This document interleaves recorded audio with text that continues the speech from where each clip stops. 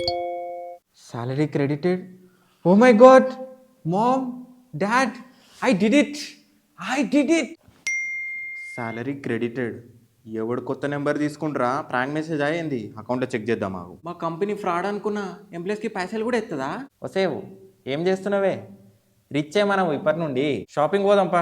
అట్లనే మాల్లో కాసేపు తిరిగేసి ఎవరైనా బక్రగాని వేసేసి వద్దాం పదా.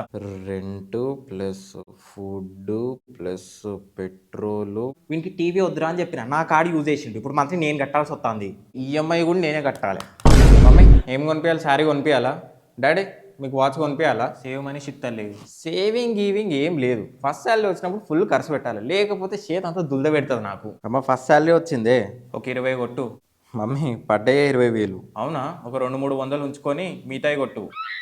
కావాలని మాట్లాడతారు ఏంది ఇట్లా? బట్టలు కొన్నా, పేరెంట్స్కి గిఫ్ట్ కొన్నా, మామూలుకి షూస్ కొన్నా, పైసలు వస్తాయి పోతాయి. కానీ ఫస్ట్ శాలరీతో కొన్నవి మెమోరీస్. ఒక బీరు, ఒక biryani, life set. First salary, proud, grateful, attitude, queen. Salary credited అని పెడదామా? ఏ గియన్ ఎందుకు డిస్ట్ తాకుతుంది? నజర్ ఇస్ రియల్, యు నో.